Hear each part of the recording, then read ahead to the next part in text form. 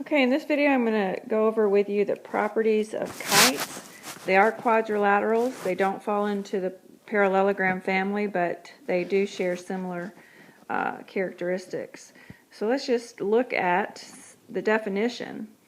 And basically the definition says that it will have two pairs of adjacent sides that are congruent.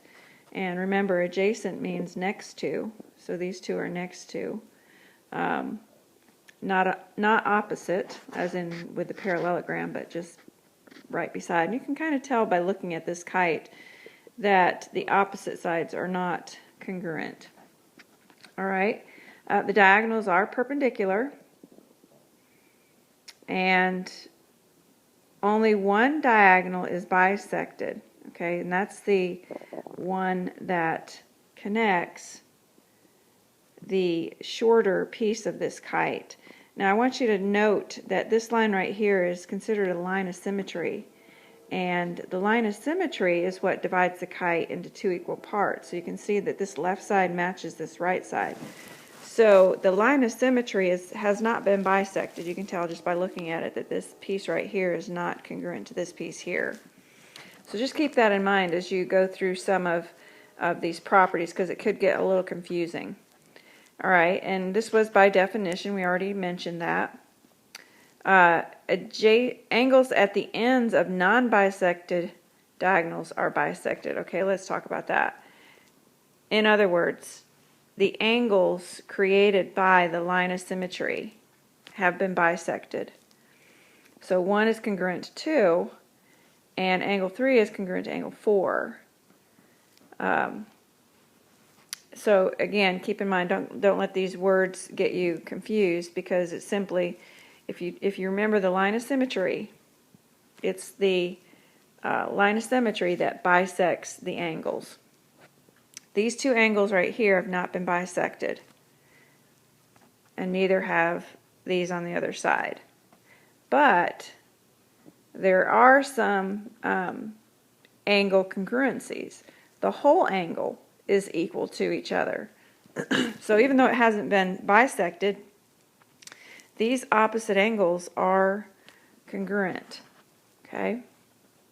All right, so let's take a look at a few examples. In the first example, you can write this down.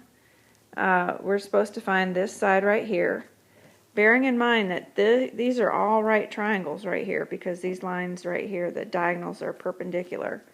So given two sides of a triangle, we can use Pythagorean's theorem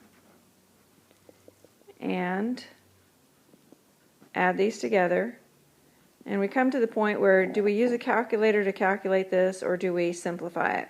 Well, the instructions don't say, and so when the instructions don't say how to leave your answer, you're kind of left to your own decision there.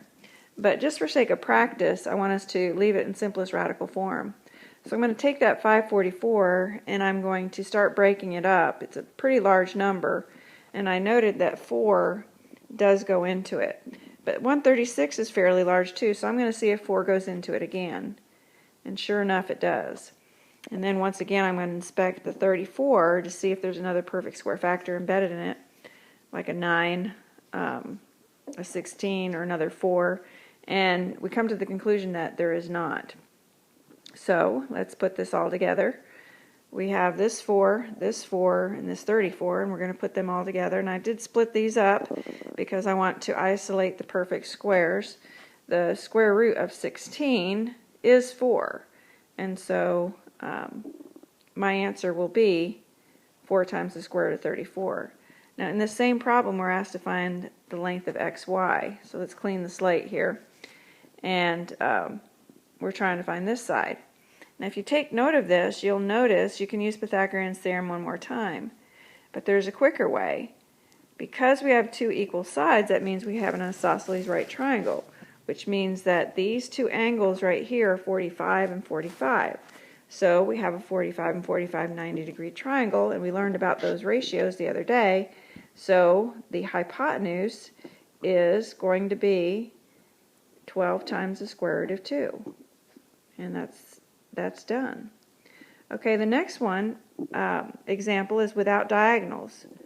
And so we are asked to find the measure of angle W, Y, and Z.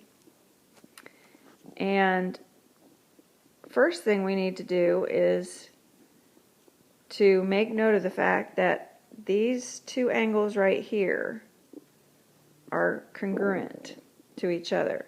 Again, if I were to draw a diagonal here, this would be the line of symmetry. This is the one that divides the kite into two equal parts. So it's the other two angles that have not been bisected but are equal to each other. And so now we have all four pieces that we need to solve this question. But do you remember how many degrees are in the sum of the angles of a quadrilateral? Okay, and so that would be 360. And we will just solve for x. And then solve for w, y, and z. All right.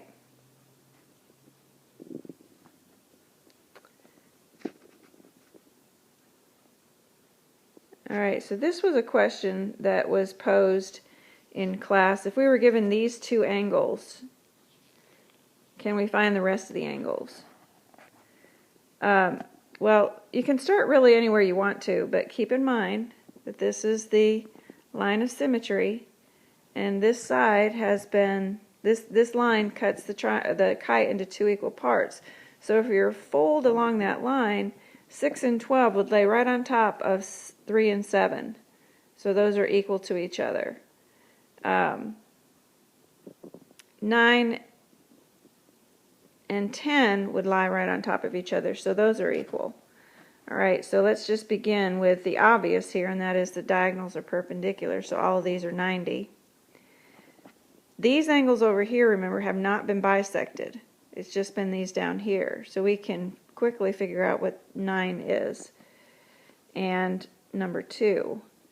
And now the sum of the angles of a triangle add up to 180, and so we can find out what those values are.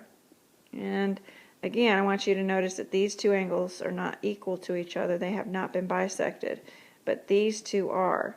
And if you take the sum of these two, 110, it does equal this whole angle over here. So that concludes this video. I hope it helps those of you who might have missed class, and if not, come see me.